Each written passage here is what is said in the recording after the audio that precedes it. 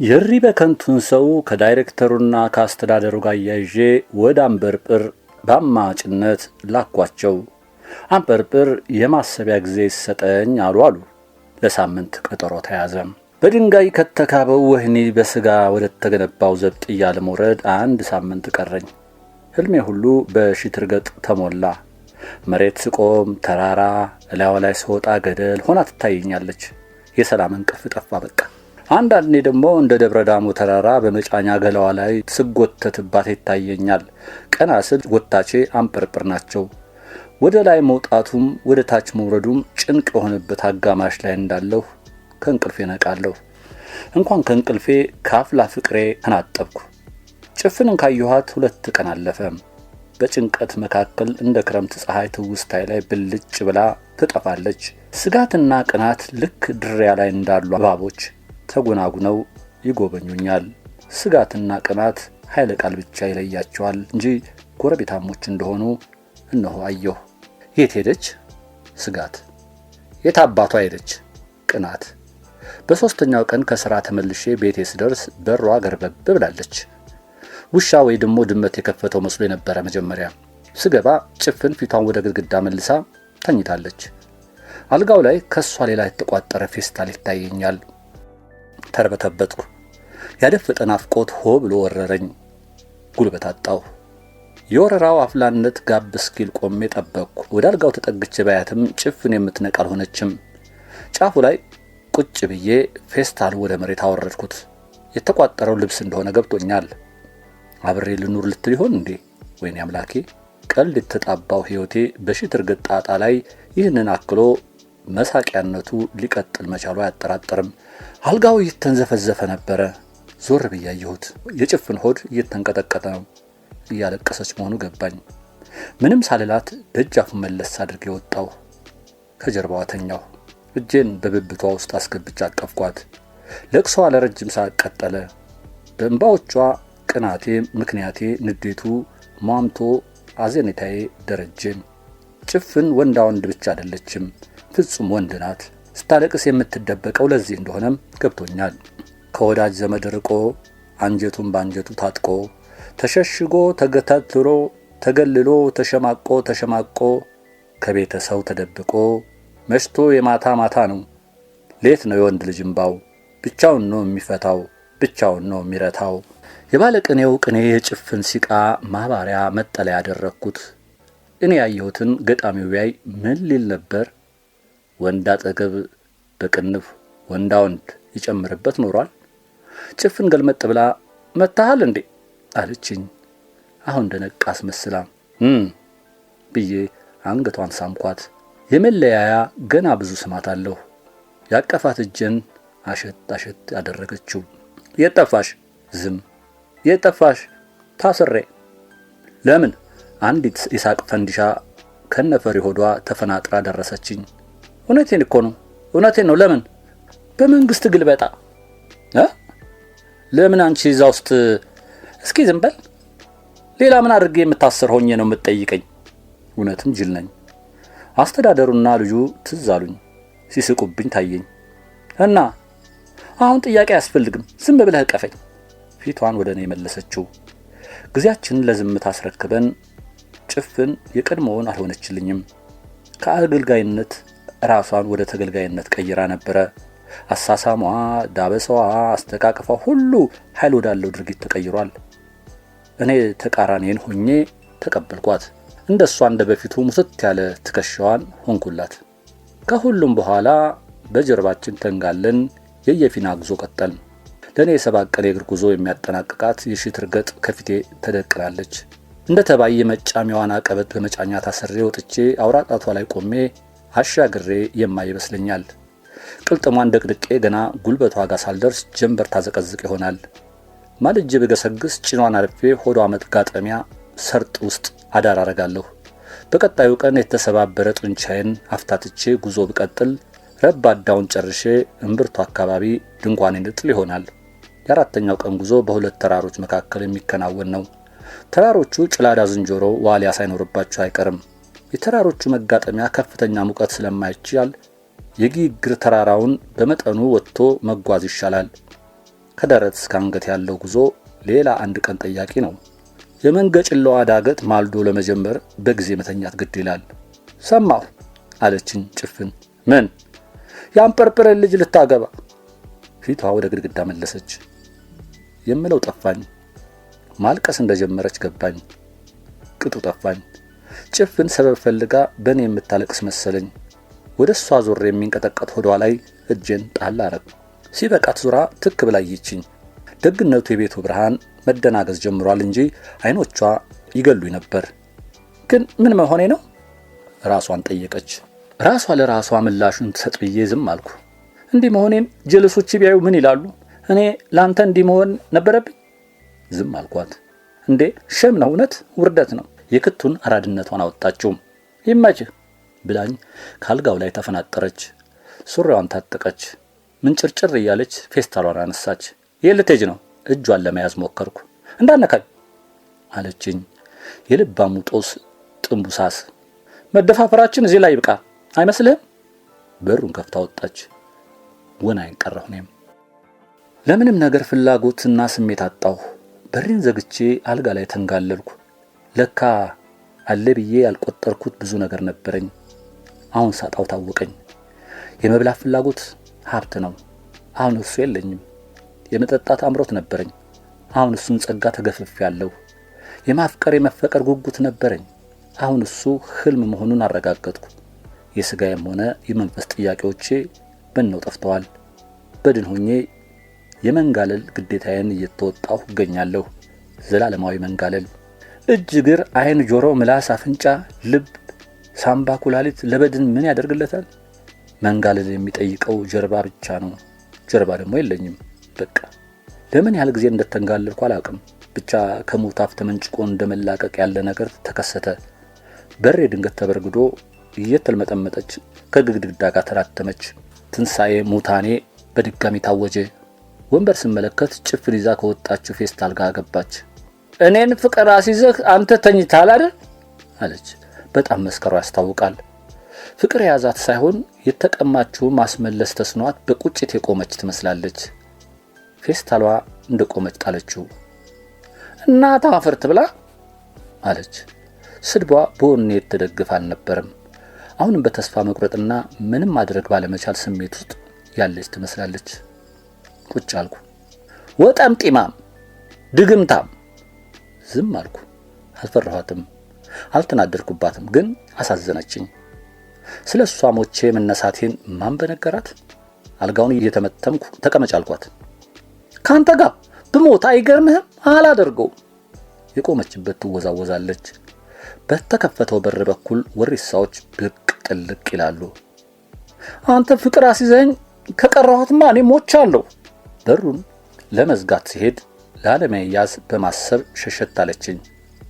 አልፊያት በሩን ስዘጋ ጀርባዬ ላላድርጋ ደለቀችኝ። ዞር ስል ለሌላ ዱላ ተዘጋጅታለች። ሁለት እጆቿን ያዝኩ። የውሸት ተፍጨረጨረች። ለመናከስ ሞከረች። ይሄ ሁሉ ያልቻለች መስላ ለመሸነፍ እንደሆነ ገብቶኛል። ሁለት እጇን እንዳያዝኩ አልጋ ላይ ጣልኳት። እንዳትመታኝ የሰጋሁ መስዬ እላዋ ላይ ሆንኩ። በቃ ይቅርታ አድርግልኝ አልኳት። ምንም ማድረግ ባለቻለ ሙድ። የሷ ንግግር ተጋብቶብኛል። ማልቀስ ጀመረች። እኔም በማባበል ሙድ አቅፌ ለመሳም ሞከርኩ። ግራና ቀኝ ፊቷን እያዞረች ላለመሳም ተጣጣረች። በመጨረሻ ግን ተወችውና ምላሽ ሳትሰጠኝ መሳሟን ቀጠለች። እንኳን ደስ ያለ አስተዳደሩ ሊያቅፌ ተንደረደረ። እንኳን አብሮ ደስ ያለን። ለመታቀፍ ተዘጋጀሁ። አቅፎኝ ተንብሶ ይህን የምስራች ለመንገር ጓጉቼ በጧት መጣሁ። በሩን ሳይ ነው የረፈደው። ነፃነቴን ፍጹም ሊሆን እንደሆነ ይሰማኛል። አንጰርጰር ጋር ከተላኩት 3 አማጮች አንዱ አስተዳደሩ ነው። አንጰርጰር ለሱማ አልድርም ብለዋል ማለት ነው። በትዳር ፋንታ እሪ በከንቱ ተሸክመህ ዓለምን ዙር ቢሉኝ ይሻለኛል። ደግሞም አደርገዋለሁ። እሪ በከንቱ ከሽትርገጥ አይከብደኝም። ያውልህ አለ አስተዳደሩ። ያውልህ እንግዲህ ከ3 ሰዓት ድርድር በኋላ አባትየው እሽታቸውን ሰጥተውናል። ሞት ተፈርዶብሃል ቢለኝ እንዲህ አልደነግጥም ነበር። ጠላሁት። ይህን አንገት የሌለው የአንድ ልጅ አባት በለው አለኝ። ጠመንጃ ያለ ጥይ ወንድ ያለ ሴት ነውላላ ይባላል አለ አስተዳደሩ። ተራች ነው። ተረት የሌለበት የታባቲ ድረስ ከእንግዲህ ልጅህን ወልደህ የእግዚአብሔርን ትእዛዝ መፈጸም አለብህ። ልጅህን ላቷሻቸው ግን ቃል ገባልኝ። ሽት እርገጥን ማግባት ገደል ከርሷ መውለድ ደግሞ መቀመቅ መሆኑን አስተዳደሩ ምንም የገባ አይመስልኝም። መርዶ ጸንሼ ወደ ቤቴ ጭፍን ጠዋት እንደተኛች ጥያት ወጥቻለሁ። ምሳ አብረን እንደምንበላ ተቀጣጥረን ነበር። ወደ ቤት ስዘልቅ ነባሩን የአፈር ሽታ አጣሁት። በምትኩ የትኩስ ወጥ ሽታ ቤቱን አውዶታል። አላመንኩም። ያቺ እንደ ዱካ በአፏ ደፍቼ የምቀመጥባት ብረት ድስት ተጥዳ ተንተክትካለች። ጭፍን ወደ ግድግዳ ዞራ ተኝታለች። አራራራራ ስል ጭፍን በአፍረት እግሯን ሰብስባ አደፈጠች። ወጥ ስለሰራች መሆኑ ነው። ገና ወሪሳ ስገባ ነው የሸተተኝ። የማን ነው ወጥ? የትኛው ባለሙያ ነች የሰራችው? የሷ ባለችም ማን ይሆን? ታድሎ እንዴት ብትወደው ነው እንዴ ተጨንቃ የሰራችው እያልኩኝ ሀፍረቷን አባባስኩት። ከኋላዋ ትከሻዋን ያዝላ አደርጋት በልቀቀኝ መንጨቅጨቅ ብላ የበለጠ አደፈጠች። አንገቷ ላይ ሳምኳት። ወዲያው ዞር ብላ በማቀፍ ፊቷን ከይታዬ ለመሸሸግ ሞከረች። ስታፍር የበለጠ ደግሞ ታምራለች። ጭፍን ከሀፍረቷ እንድታገግም ብዙ ልምምጦችን መቀለብ ነበረብኝ። ባልጸና የሀፍረት አቅሟ ተነስታ ተንገዳገደች። እንጀራው በፌስታል ተገዝቶ ተቀምጦ ኖሯል። ትሪ ስላልነበረ እዚያው ፌስታሉ ላይ ተዘረጋ። ለካ ጭልፋም አልነበረም። ድስቱ ባሮጌ ጨርቅ ይዛ እንጀራው ላይ ወጡን አፈሰሰችው። እየተጎራረስን መብላት ጀመርን። ጭፍን ታጎርሰኛለች እንጂ ወደ አፏ አትልም ነበረ። ሳጎርሳትም ጉርሻው አፏ ውስጥ ይንከራተታል። ለምን በሚል አልተከነከንኩም። አውቄዋለሁ፣ ገብቶኛል። ስለ ጉዳዩ አንስቼ መወያየት ግን ከሞት ገዝፎ ያስፈራኛል። በነገር አንዣብቤ የሚፈለገው ላይ ለማረፍ አሰብኩ። ፍቅር እስከ ቅብሮ ከምን ደረሰ አልኳት። ፊቷ ቅጭም ብሎ ተቀይሯል አለችኝ። ለምን? እንዴት? ወዴት? በነገር ስካር እንደማደርገው ንግግሬን ተረበተበትኩኝ። ፍቅሮ እስከ ትዳሮ ብየዋለሁ። ጥሩ አይደለም? የነገር ቂያራዬን በአንድ የምታወረደችው ማንዣበቡ ከሸፈ። ምን እናድርግ? ምንም ምን እናድርግ አልኩ። በቃ ወድጄ ነበረ በጣም ለምን እንደሆነ እኔ አልገባኝም። እንባዋ ሲመጣ ፊቷን መለሰች። ንጹህ ነህ፣ ደግ ነህ፣ ታምናለህ፣ ታሳዝናለህ። የሷ ንግግር አይደለም። ጭፍን ይች አይደለችም። የተካቻት ሌላ ሴት ናት። እኔ ንጹህም ደግም አዛኝም አይደለሁም። ፈሪነቴና ጅልነቴ ነው እንደዛ እንድታስብ ያደረገሽ። መለስ ብላ በማይተረጎም እይታ አተኮረችብኝ። ደግነትህ ክፋትህ ይመጣል ብለህ እንድታስብ አላረግህም። ንጹህነትህ ወጥመድ መኖሩን እንዳልጠረጥር አደረገኝ። እና ምን እናድርግ? ምንም በቃ የሞተ ነገር ነው። አንበርብር ከዚህ በፊትም እንዲህ አድርገው ልጃቸውን የዳሩለት ሰው ነበረ። በኋላ መሮት ነካው። ቆይተው አስያዙት። 8 ዓመት ሴት በመድፈር ሸብ ያስገቡት። ሕይወቴ ዘላለም መውደቅ የሚበዛበት የሚመዘገብበት እንጦሮጦስ ማሽቆልቆል ሆኖ ታየኝ። ምን ባደርግ ይሻለኛል? ነፃ ለመውጣት ጭፍንን አግብቼ ለመኖር ምን ይሻላል? አንበርብር በአሸናፊነት አንዳንድ የትዳር መመሪያዎችን ሰጡኝ። መጀመሪያ ቅድመ ሁኔታ ወሪሳን ጥዬ በሪ በከንቱ እንድገባ የሚያሳስብ ነበረ። ወሪሳዎች ሌት ከጅብ ቀን ከህዝብ የሚኖሩ ወሸከንዲዎች ናቸው። ልጄ ከነሱ እንዳትደባለቅ አሉ። በጠብ ወኪልነት ይህንኑ ለጆቢራ አደረስኳቸው። ጭንቅላታቸውን በመገረም ነቅንቀው ስም ማን ነው ቢሉት ነገር ሃይመች፣ ማን አወጣልህ ቢሉት ጎረቤቶች አላሉ። የሱ ነገር የቸገረ ነው ይልቅዬ አሉ። ይልቅዬ እዚሁ ኮሪሳ ሳትወጣ ብትኖር ደግ ነው። የወህዴድ ምዝግባ አባል ነህና ከጥቅሙም ልትጋራ ይገባል። የምን ጥቅም አልኳቸው። የፓርቲው ጽሕፈት ቤት በር ላይ ተጻፈውን አላየህም? ኧረ እኔ አላየሁም። መጪው ኑሮ ከወህዴድ ጋር ፍስሐ ነው ይላል። እንዲያው ፈሊጥ እንዳይመስል ሳይንሳዊ ሀቅ ነው የሚሉኝ አንዱም አልተጨበጠም። ግራ በመጋባት አየኋቸው።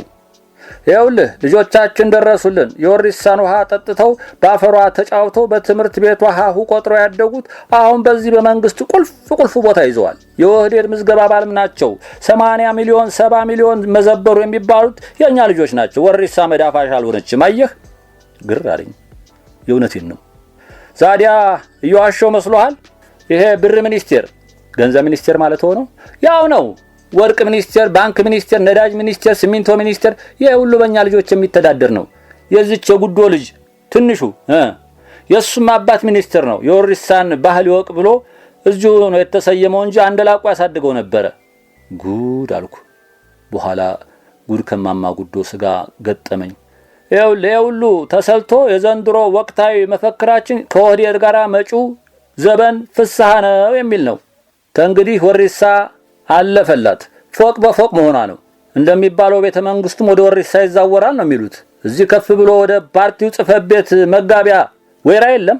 አዎ፣ እዛ ጋር ቤተ መንግስቱ ይቆርቆር በሚል ተስምምነት ላይ ደርሰዋል። ፊት ለፊት ደግሞ የሰማዕታት ሐውልት ይቆማል። የምን ሰማዕታት? የኛው ወሪሳ ጓደላፈውስ ሰማዕት አይደለም እንዴ? ስንቶቹ በዱር በጎደል ባይሆንም በየፈጣሪና በየባሱ ላይ በየጣሪያና በየባሱ ላይ አልተገደሉም ወይ? አዎ ልጄ አልኩ። ተንግዲህ ወሪሳን የነካ መንግስትን የነካ ነው። ፍርዱን በህዝብ ተወካዮች ጠድቆ አፍታም ሳይቆይ ይገደላል። አንበርብር አለቀላቸዋ አልኩ። እሱ መሟሻ ይሆናል። ተስፋ እንደ ጠዋት ፀሐይ ፊቴ ላይ ተጫወተች። በ5 ዓመቱ መርሃ ግብራችን ላይ መከላከያንም ወደ ወሪሳ የማዞር ግባለን። ያኔ ለችግር በጀት ካንዱ ወደ አንዱ በፍጥነት እያዟዟርን ጠቀስ አረጉኝ። በእውነት አልኳቸው። ዛሬያ በውሸት ነው?